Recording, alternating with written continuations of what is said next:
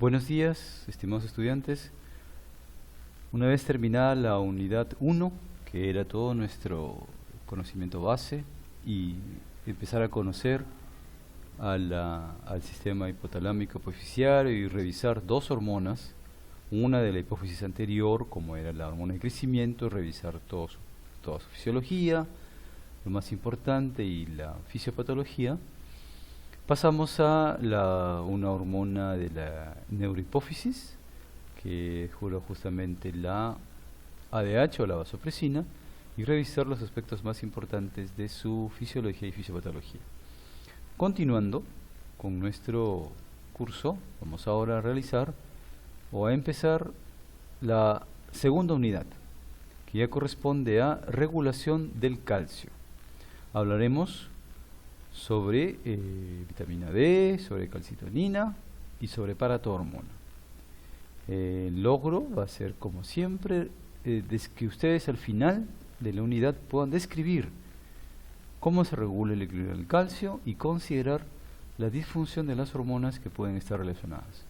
El temario, ¿no? Vamos a hablar de calcio, de vitamina D, de calcitonina y de paratormona. En primer lugar, todos tenemos ya una referencia a la función del calcio. En este sentido, nosotros lo vamos a orientar básicamente a el efecto del calcio y del fósforo como constituyentes minerales del hueso, que juntos nos van a abarcar un 65% de su peso. Y el hueso, como ustedes saben, ¿no?, que siempre está en un constante recambio, ¿no? La cantidad de calcio y de fósforo que se encuentra en él refleja un juego muy fino de regulación. Los niveles, por ejemplo, ¿no?, los niveles de calcio y de fósforo extracelular están regulados y coordinados de manera que se refleje justamente el papel del calcio en la mineralización del hueso y también del fosfato en la mineralización del hueso. Las concentraciones de los iones, ¿no?, se acercan mucho al nivel que podría conllevar a una precipitación en los tejidos blandos, y por lo tanto existen varios mecanismos, como les comentaba, muy finos, que regulan y evitan que el calcio y el fósforo se precipiten, y eso llevaría pues a problemas, ¿no? Por lo tanto, está controlado la acumulación de calcio y la acumulación de fosfato en el hueso y en otros tejidos. La importancia de estos iones para la fisiología normal, ¿no es cierto?, así como la integridad endoesquelética, la integridad del hueso, ¿no?, está reflejada pues por mecanismos endocrinológicos muy poderosos que han evolucionado a lo largo del tiempo para mantener las concentraciones extracelulares en niveles relativamente estrechos. Por ejemplo, se muestra aquí que las concentraciones del calcio que nos interesa es el calcio iónico. El calcio iónico es el biológicamente activo y es el que está íntimamente controlado por mecanismos hormonales. La gradiente de calcio entre el calcio iónico y el no iónico, así como entre el calcio extracelular y intracelular, es mantenida por conductancias, ¿no?, a través de canales de calcio, a través de una salida de calcio dependiente de energía en la vía extracelular, ¿no?, a través, por ejemplo, de canales de calcio también, de calcio-sodio, que tengan afinidad, que puede ser desde baja hasta media, ¿no?, afinidad por el calcio, y más del 99%, por ejemplo, ¿no?, del calcio intracelular existe en la forma de complejos dentro del compartimento mitocondrial, unido a la membrana plasmática interna, ¿no?, o también puede estar asociado a retículo endoplasmático y otros compartimentos. La liberación del calcio de estos compartimentos unidos por membranas se traduce en señales celulares y esto obviamente, como ustedes ya conocen, está muy regulado. Los mecanismos pues que son responsables, ¿no?, de la translocación del calcio intracelular entre el citosol y las regiones donde están secuestrados o almacenados, ¿no? Se ha logrado comprender mejor cuando aparecen pues las moléculas señalizadoras de calcio, como el inositol trifosfato, como por ejemplo también los receptores de ranodina. Ahora, el 99% del calcio, 99% del calcio se encuentra, del calcio total, se encuentra en el hueso. 99% de este está localizado dentro de la estructura cristalina de la fase mineral. Y el 1% restante, ¿no?, es rápidamente intercambiable con calcio extracelular. Esta por ejemplo, ¿no?, el calcio este 1% que les comentaba, ¿no?, que es intercambiable con el extracelular, es el que se está distribuido de manera equivalente, ¿no?, entre los líquidos extra e intracelulares.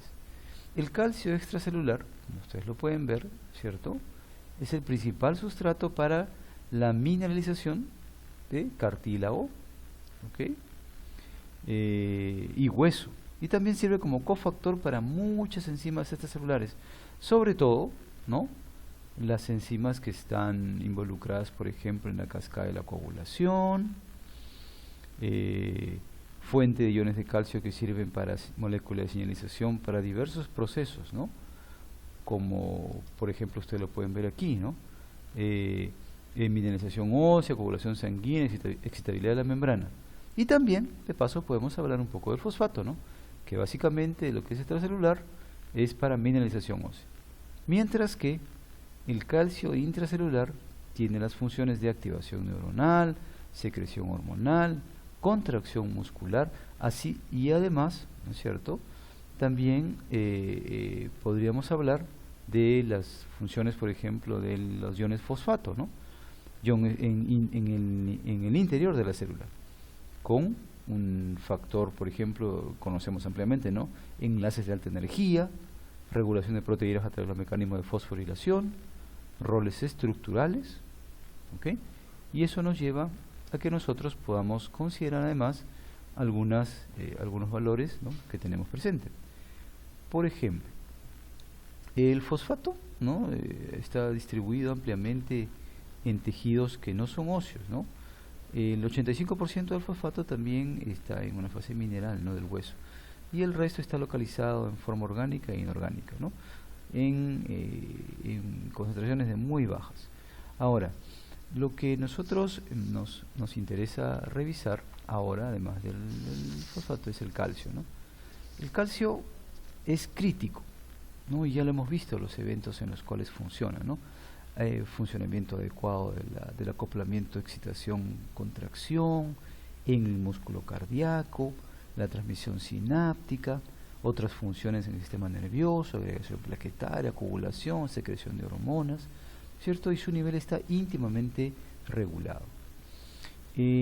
La concentración del calcio, ¿no?, es la que está muy regulada. Por ejemplo, ¿no?, si tenemos esta imagen, ¿no?, donde por ejemplo tenemos dos muestras de la misma circunstancia, de todo el calcio, ¿no?, hay una cantidad, ¿no?, que no se puede intercambiar, o que es el calcio no lábil, que es la que se encuentra formando la estructura íntima del hueso, ¿no? Asimismo hay un calcio que se llama el calcio intercambiable, o también el calcio lábil, que, como ustedes pueden ver, ¿no?, participa tanto de la formación del hueso, participa de la resorción del hueso, tiene además, o es el principal componente de calcio que funciona, o que está determinado por la absorción, que está determinado por la secreción, que es el que va a ser filtrado por el riñón, que es el que va a ser reabsorbido, el que va a aparecer en las heces, por lo tanto, y el que va a aparecer en la orina. Y aquí tenemos más o menos los valores aproximados, ¿no?, de todo el calcio que ingresa en la dieta, ¿cierto? Una buena cantidad se va en las heces directamente, otra cantidad se intercambia, como estamos viendo, similar a esto, ¿no? La absorción y la secreción, con un resultado neto, ¿no? Un producto neto de calcio que va a ser parte del extracelular, ¿ok? Y también hay un porcentaje casi equiparado, ¿no? De lo que va hacia hueso, de lo que regresa de hueso al extracelular, y nuevamente una cantidad que va a irse a la orina, una cantidad que se reabsorbe y una cantidad neta que es lo que debería excretarse. Además tenemos que hay varias formas de calcio, ¿no? En la sangre.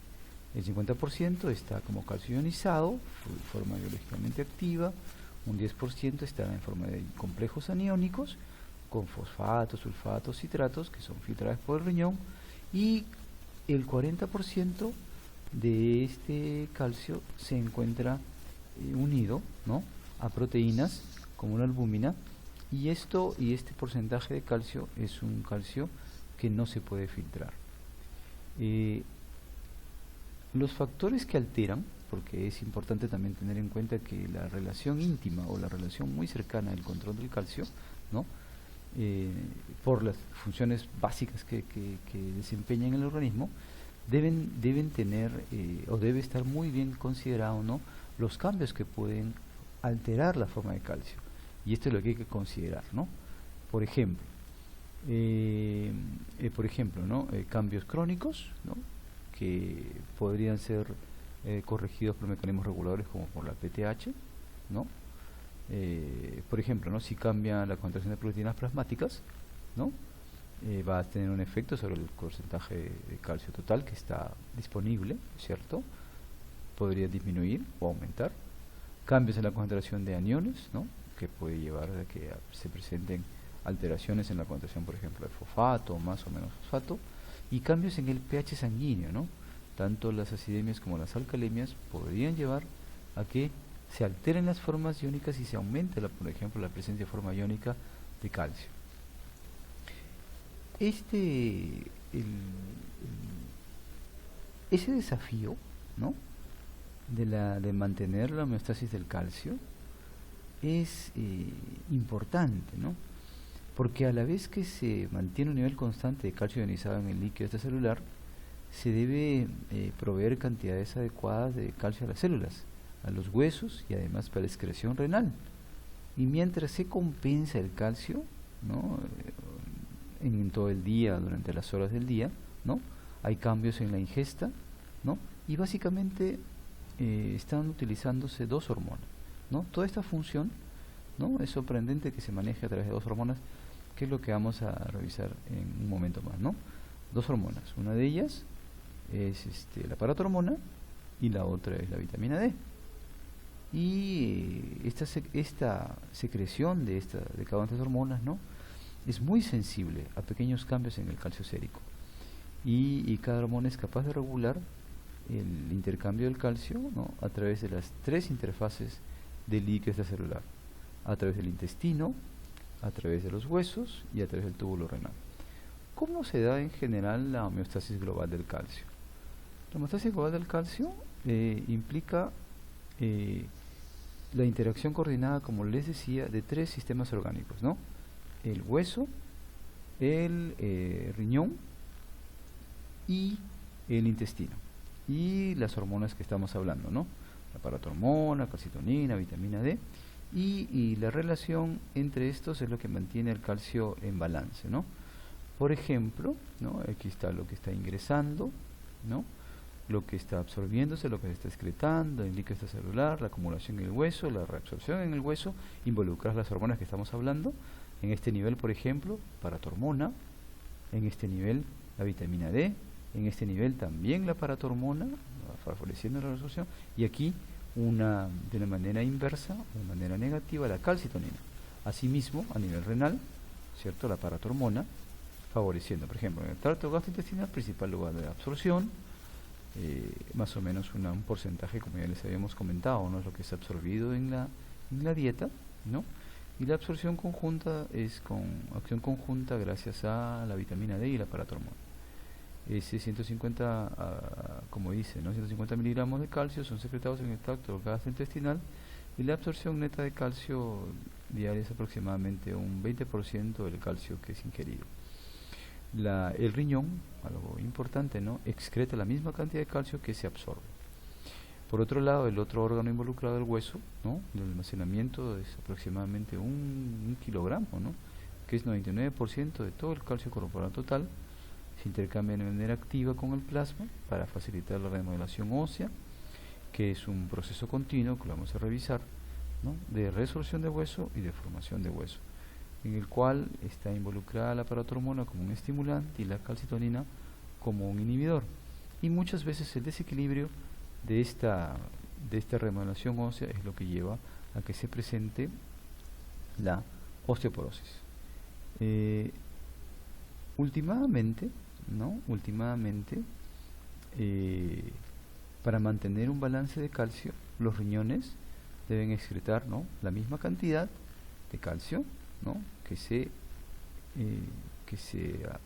absorbe del tracto gastrointestinal. Y nosotros vamos a revisar, ¿no?, cómo se produce esto a través de las hormonas que estábamos refiriendo, que vamos a revisar a partir de este momento. Por ejemplo, ¿no?, avancemos a revisar lo que sucede con la vitamina D. La vitamina D, ¿no?, ¿cuándo es que se hizo famosa, ¿no?, cuando vinieron los casos de raquitismo, ¿no?, y era importante, ¿no?, un problema de salud pública en los granjeros, ¿no?, y en muchas ciudades donde se daba la revolución industrial, ¿no? Y entonces se encontró que había varios alimentos, ¿no?, el aceite de bacalao, ¿no?, y otros alimentos que se encontró que evitaban, ¿no?, o incluso curaban la enfermedad.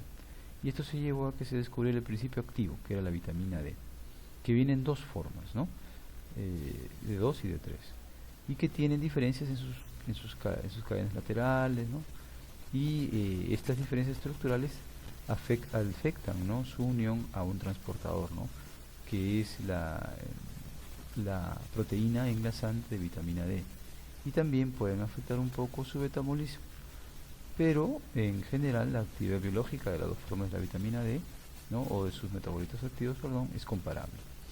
La vitamina D se produce en la piel a partir del 7 de hidrocolesterol por acción de la irradiación ultravioleta, la cual, ¿no es cierto?, rompe el anillo, ¿no?, en formas de previtamina D.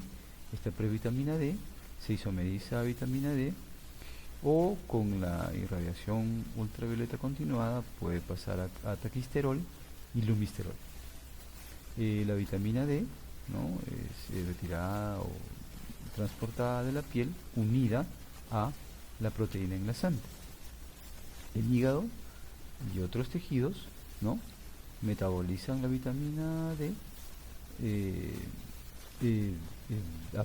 ya sea, ¿no?, desde la piel, ¿cierto?, o también a partir de la absorción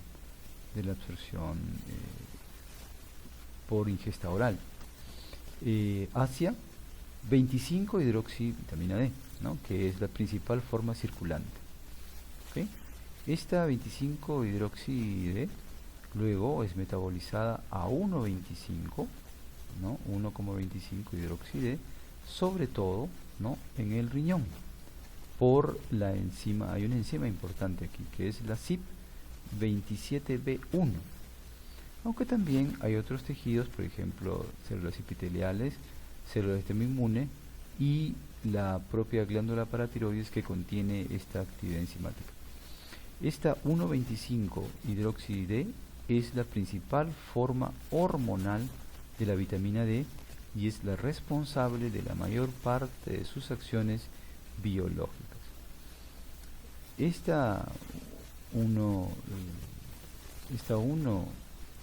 O la producción de la 1,25-hidroxi-D en el riñón está muy controlada, siendo estimulada, ¿no?, por la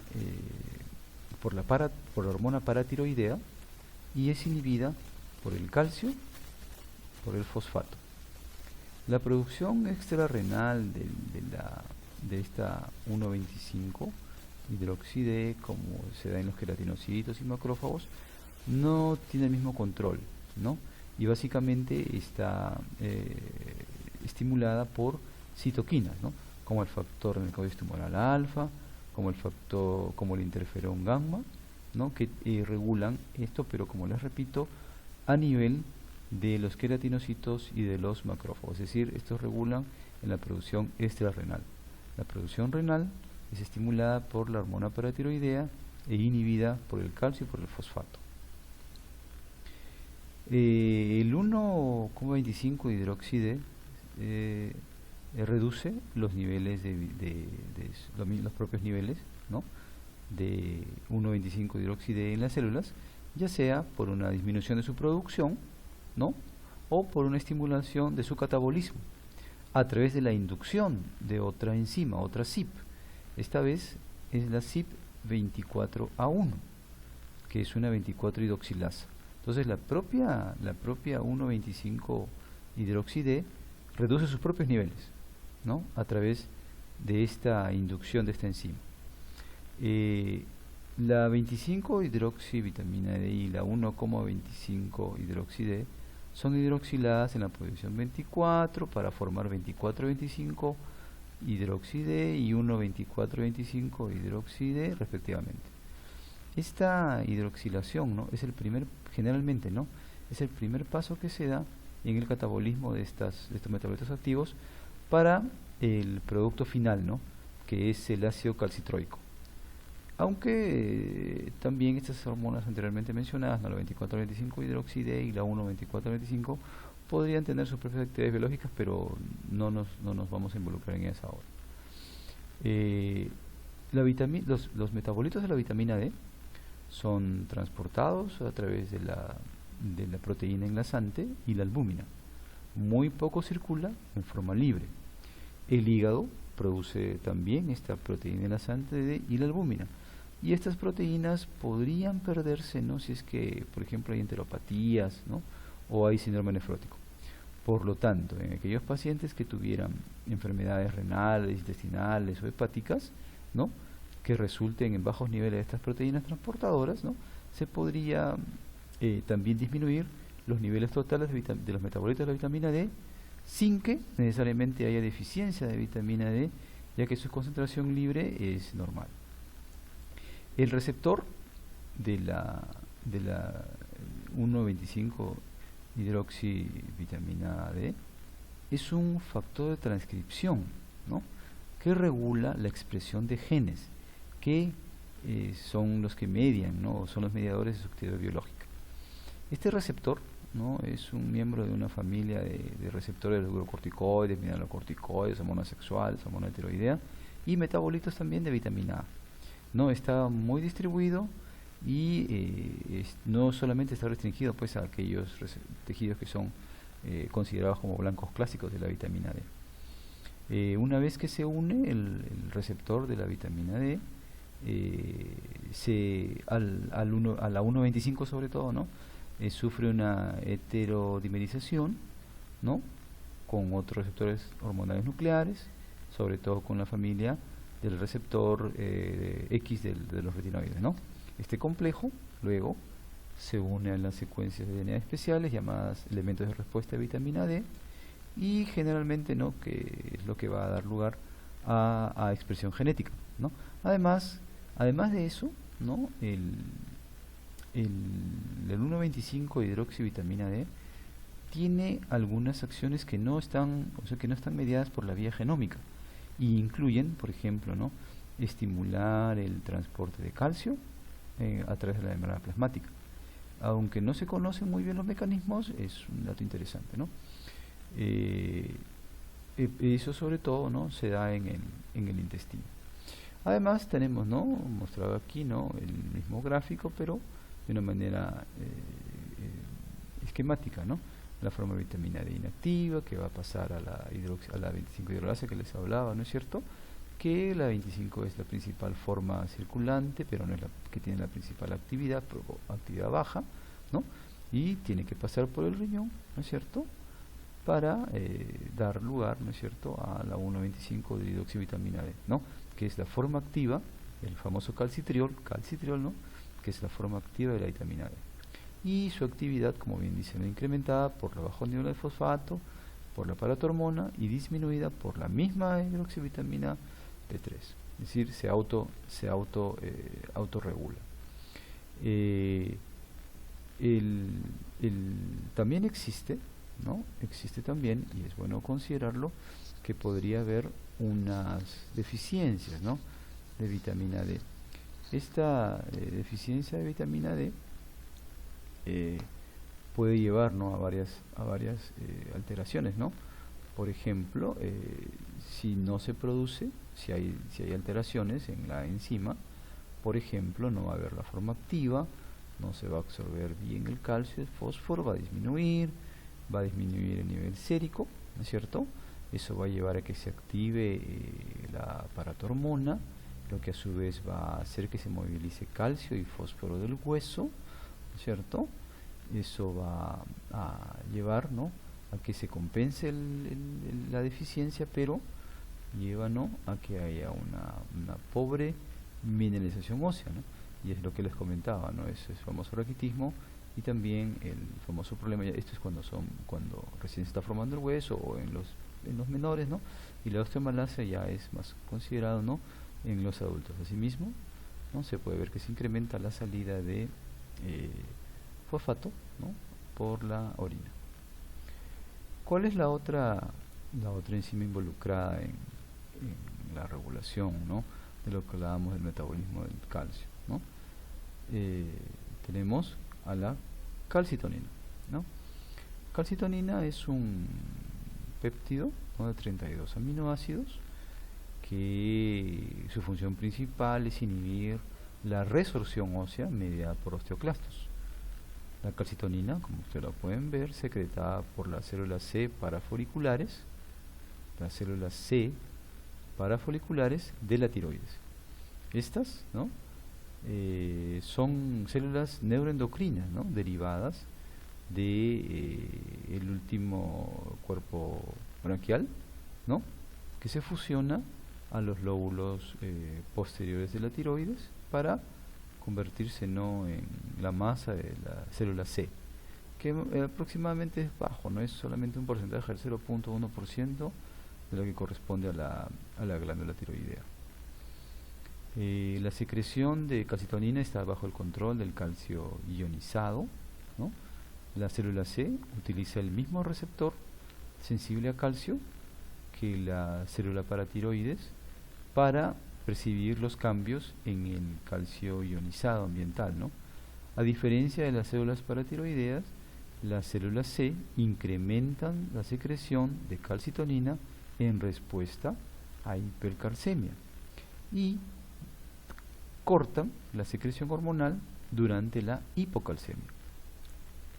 La calcitonina es miembro de una superfamilia, ¿no? de péptidos que está relacionada por ejemplo, a la milina, ¿no?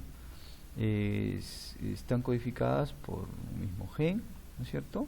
Y hay dos genes en el ser humano. Como ven ustedes, ¿no? El incremento en el calcio incrementa la secreción de calcitonina y disminuye el calcio inmediatamente, ¿no? Y la disminución del calcio en el suero incrementa pues la secreción de hormona paratiroidea.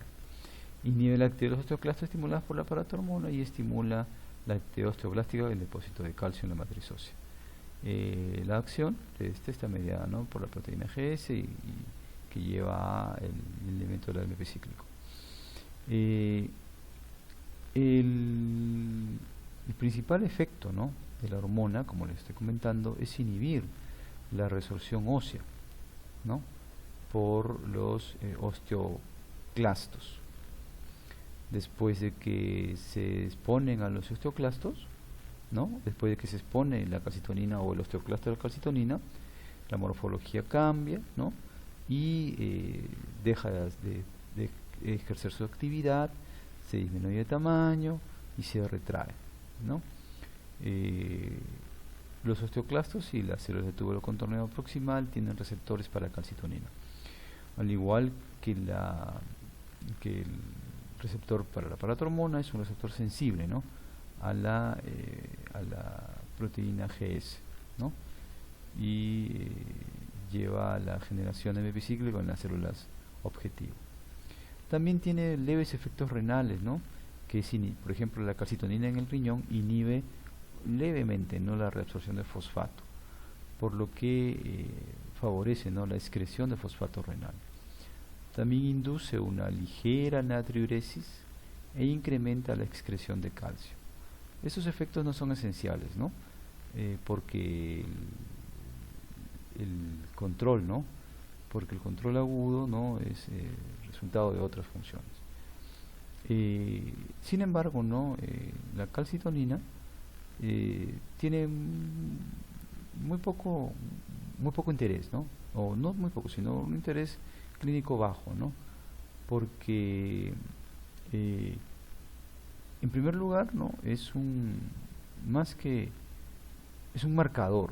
O sea, la calcitonina es un marcador. Su interés clínico es básicamente por dos cosas. Es un marcador, importante marcador, de el carcinoma medular de tiroides. Es una utilidad importante de la calcitonina. Y la otra utilidad, ¿no?, la calcitonina también se emplea como inhibidor de la resorción ósea osteoclástica, ¿no? Y por lo tanto, ¿no?, puede ser administrada ya sea parenteral o por vía intranasal, ¿no?, para tratamiento de la enfermedad de Payet del hueso. También puede ser utilizado inclusive para hipercalcemia y también podría ser utilizado para osteoporosis. Luego de ver entonces el efecto de la vitamina D y la calcitonina, pasemos a la paratormona. La paratormona, como ustedes lo pueden ver aquí, ¿no?, la famosa PTH, secretada a partir de 4 glándulas que están localizadas adyacentes a la glándula tiroidea del cuello, ¿no?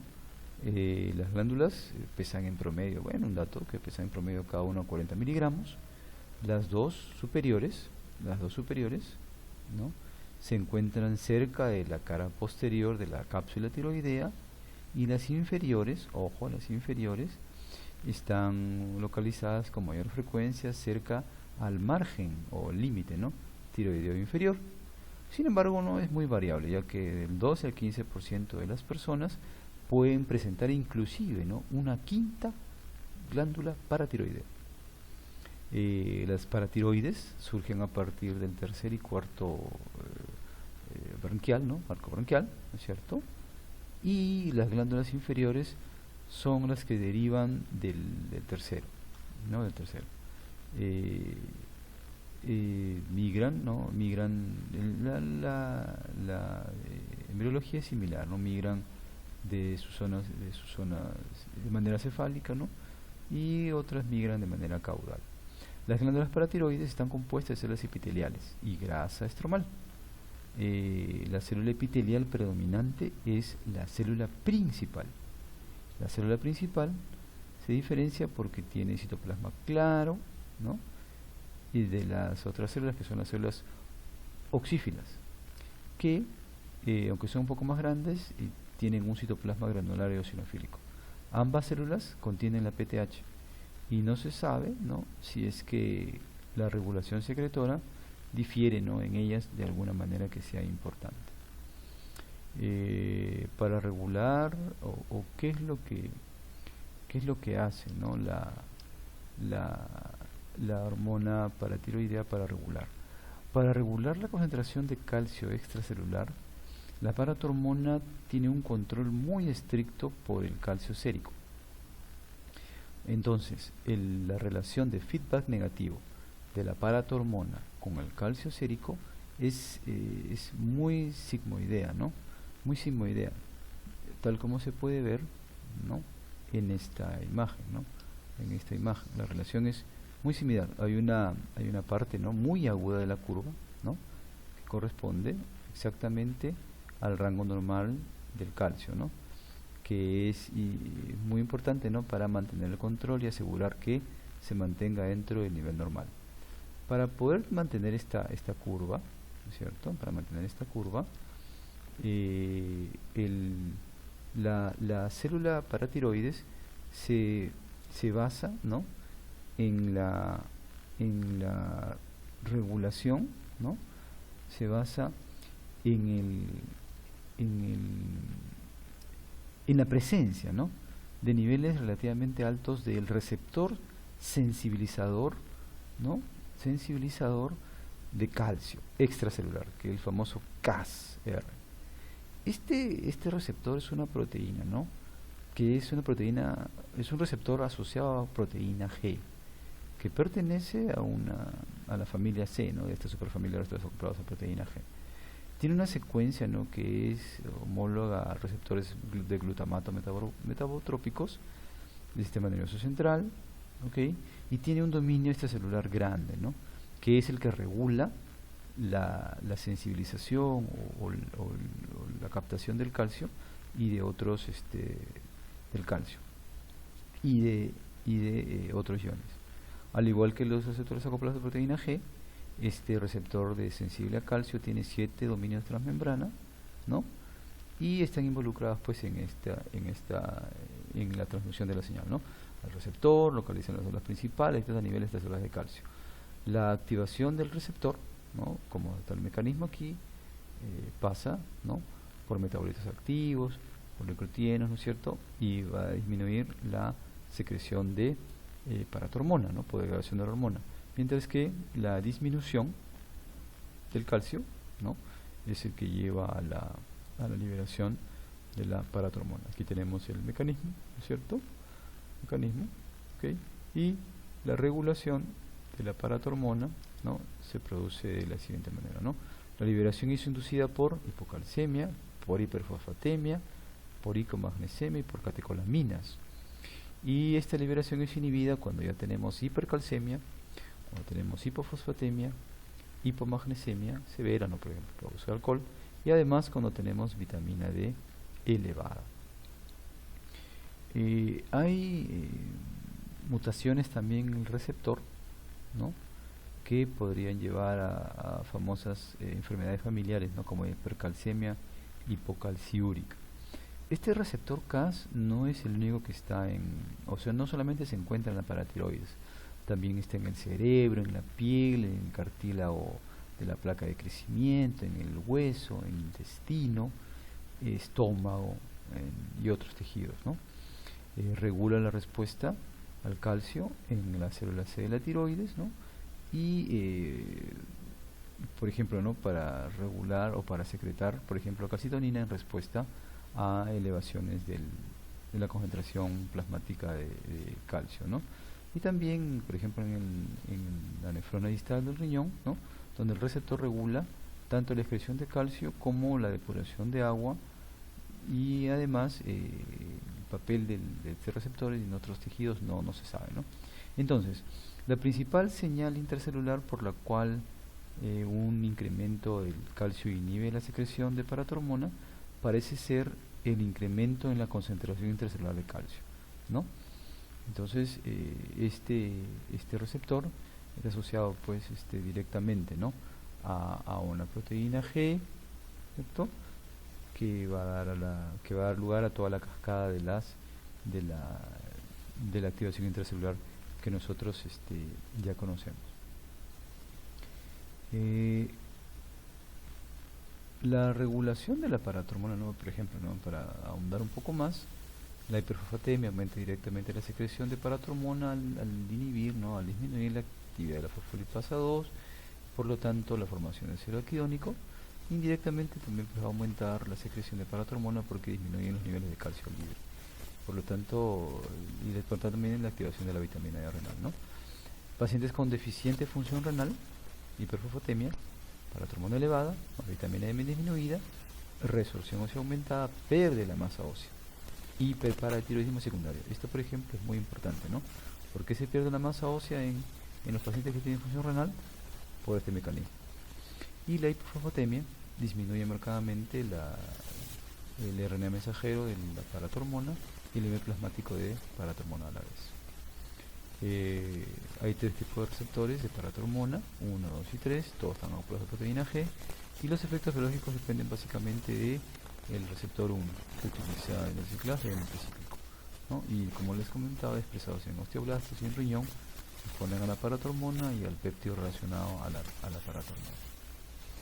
Las acciones de la paratormona en el hueso, ¿no? Aumento de la resolución ósea por acción indirecta en osteoclastos, que va a liberar calcio y fosfato a la sangre, ¿no? En el riñón, resorción de calcio en el túbulo contenedor distal, más inhibición de la resorción de fosfato, ¿no? En el túbulo contenedor proximal, que puede llevar a una fosfaturia, ¿no? Y en el intestino delgado es una acción indirecta, ¿no? Que es activación de la vitamina D en el riñón por las alfa hidroxilasas, ¿no? Van a llevar a que se active el calcitriol y por lo tanto, ¿no? La acción intestinal del calcio. La función, como lo ven, ¿no? La función también en el hueso, ¿no? Tenemos que hay receptores, ¿no? para la hormona de los osteoblastos, y estimula la expresión en su membrana de un ligando muy importante, ¿no? Que es el RANKL, que es el ligando receptor activador del factor nuclear kappa beta. Esto lleva a que se una al RANK, ¿no? Esto se une, ¿no? a unos RANK que están localizados en precursores de osteoclastos, y eso incrementa la actividad y la modulación de osteoclastos y lleva a resolución ósea. La paratormona, ¿no? Inhibe la secreción de otra hormona que está involucrada en este proceso, ¿no? Que es la osteoprotegerina, que es una proteína que se va a unir al RANK, ¿no? Como un señuelo, y va a evitar que se una al RANK, y por lo tanto es una proteína justamente que protege, ¿no? al hueso, ¿no?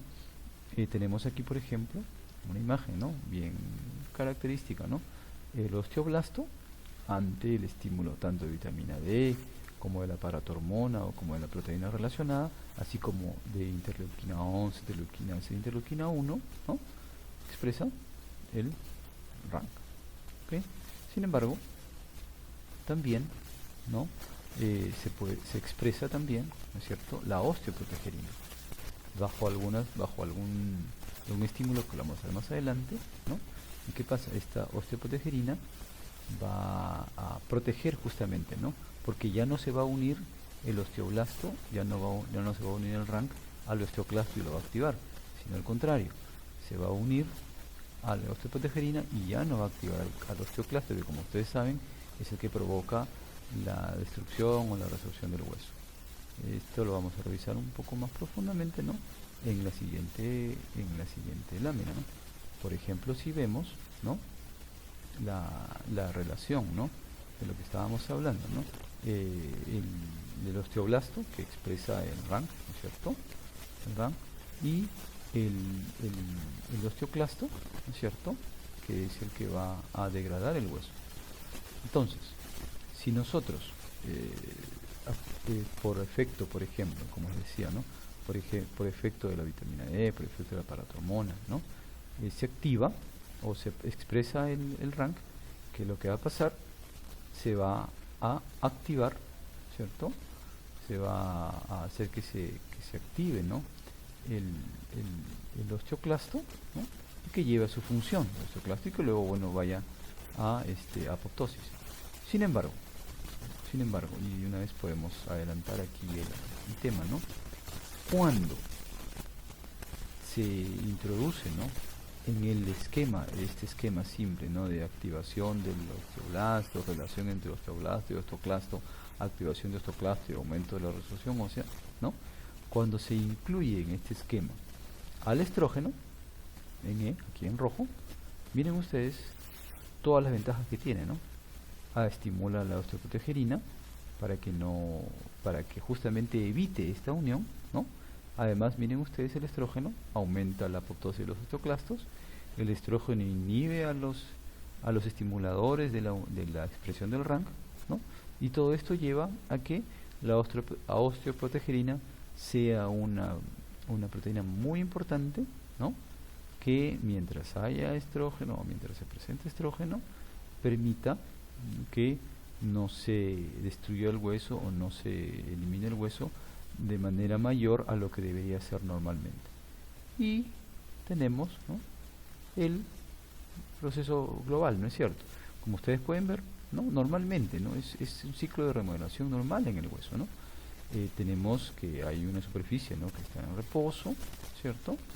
Cuando se produce cualquier activación o cualquier estrés sobre el hueso, tenemos que hay osteoclastos que están generando o están con su actividad normal, ¿no?, produciendo cavidades, ¿cierto? Y como ustedes pueden ver, llega a un tamaño correspondiente, ¿no?, por actividad, ¿no?, por ovocitos mononucleares. Esto, a su vez, por mecanismos que no están aquí marcados, ¿no?, ya se está reclutando osteoblastos, ¿no?, en la base de esa cavidad, ¿cierto? Esos osteoblastos, ¿no es cierto?, llevan a que se secrete, ¿no?, nueva matriz, ¿no?, nueva matriz, que es lo que está empezando a colorearse, ¿no? La secreción continua de matriz, ¿no?, lleva a que después de que se ha secretado la matriz, empieza a calcificarse el hueso, ¿no?, a calcificarse. Y al final, ¿cierto?, este ciclo de remodelación ósea, que es constante, continuo, ¿no?, se completa la mineralización con nueva matriz. Esto se produce en todo momento, ¿no?, en todo momento que el hueso es sometido a muestras. Por ejemplo, si ustedes están sentados y hacen demasiada presión sobre el hueso, o se golpean, o hay micro lesiones o microfracturas, este mecanismo, esta regulación se está produciendo constantemente. Entiendo que esto lo van a ustedes a revisar un poco más ampliamente cuando estén en otro sistema, ¿no? Muy bien. La acción del aparato hormonal en el riñón, ya lo hemos comentado, ¿no?, estimula la inserción y la apertura de canales de calcio, con lo que facilita que entre el calcio a la célula, ¿no? Se une a esta proteína, la proteína calvindina, que es una proteína fijadora de calcio, ¿no?, es dependiente de vitamina D porque esta estimula su síntesis, y lleva a que se vaya o se difunda, ¿no?, el calcio-citosol, y luego transporta por la célula de intersticio mediante estos intercambiadores, ¿no? La aparato hormona inhibe el cotransportador, ¿no?, de fosfato y sodio en el túbulo contorneado distal, otra de las funciones que tiene el aparato hormona. ¿Qué otros efectos podría tener el aparato hormona? El aparato hormona, además, ¿no?, podría generar alteraciones, ¿no? ¿Qué tipo de alteraciones podrían presentarse, ¿no? Pero antes de ver las alteraciones, ¿no?, estos son los mecanismos moleculares, ¿no?, a través de los cuales funciona el aparato hormona, ¿no?, en el túbulo contorneado distal y la acción del aparato hormona en el túbulo contorneado proximal, ¿cierto?, para inhibir al transportador, como les comentaba, ¿cierto?, que con eso hay una salida neta, ¿no?, de fosfato, y acá, ¿no?, la acción sobre el canal. ¿Cuáles son los trastornos del aparato hormona? Hay hiperparatiroidismo primario, ¿no?, que, como ustedes comprenderán, si es primario, es un tumor que depende del propio órgano, ¿no es cierto? Es un tumor productor de paratormona o hiperplasia de la propia paratiroides, ¿no? Hipercalcemia, hipofosfatemia, hipercalciuria, fosfaturia, que va a llevar a la presencia de cálculos, ¿no es cierto? Y el tratamiento aquí básicamente es una cirugía para la paratiroidectomía. Además hay un hiperparatiroidismo secundario, donde la paratiroides es normal. Lo que pasa es que hay un aumento de paratormona por hipocalcemia secundaria a insuficiencia renal crónica, o si no, a una deficiencia de la vitamina D. Entonces hay primario y hay secundario. Como ustedes pueden ver, ¿no?, el trastorno de la cirugía de la tiroides lleva a que se disminuya la paratormona, hipocalcemia, hiperfosfatemia, y tiene que haber un tratamiento con calcio suplementario y con vitamina D. Vean ustedes, ¿no?, se nota claramente, ¿no?, las alteraciones óseas presentes. Por ejemplo, miren esta falange, ¿no?, y miren además este hueso donde está claramente adelgazado, ¿no?, la corteza están claramente adelgazadas,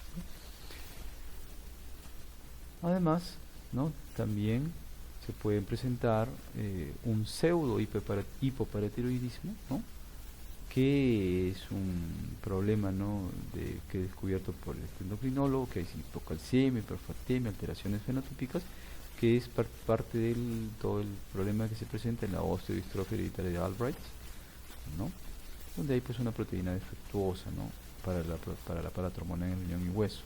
Además que existe la hipercalcemia maligna. Esto es importante porque La causa es un tumor secretor de péptidos relacionado a paratormona y con todas las funciones que ustedes ya están considerando, ¿no? Hipercalcemia, hipofosfatemia y paratormona disminuida. El tratamiento generalmente es con furosemida y con etidronato.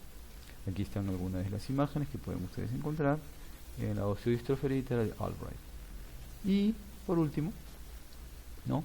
Una imagen para resumir el equilibrio global entre el calcio y el fósforo, dependiendo si es que tenemos bajo calcio ionizado, ¿no? Para llevar a la activación, ¿cierto?, de la paratormona, lo que va a producir en el riñón, lo que va a producir en el hueso, ¿no? Estas funciones a su vez renales y óseas, ¿no?, van a llevar a que en algún momento, ¿no?, se regule el mecanismo y tengamos las retroalimentaciones negativas que corresponden, ¿no? La función en el hueso, la función en el riñón, ¿no? Estimular la absorción de calcio, inhibir la absorción de fosfato, estimular la producción de la vitamina D, ¿cierto? Incrementar la absorción intestinal de calcio. Todo esto va a hacer una inhibición negativa, ¿no?, de la síntesis PTH, y en el hueso también, no es por su lado, por el hueso, ¿no? Estimular la liberación de calcio del compartimento mineral óseo, estimular las células osteoblásticas, estimular la resorción ósea, e incrementar la degradación de la matriz, y esto incrementa el calcio sérico, y esto lleva otra vez, ¿no?, a la inhibición del feedback negativo. Y la homeostasis del fosfato, ¿no?, es también similar, ¿no? También similar. Si hay una mayor conversión, ¿no?, de vitamina D a la forma activa, se incrementa la reabsorción intestinal del fosfato, ¿no?, o se ayuda a que se libere fosfato de la matriz, y eso va a regular nuevamente, ¿no?, los bajos niveles de fósforo que había en un inicio del eje. Y con eso nosotros estamos terminando la presentación de la regulación del calcio. Gracias.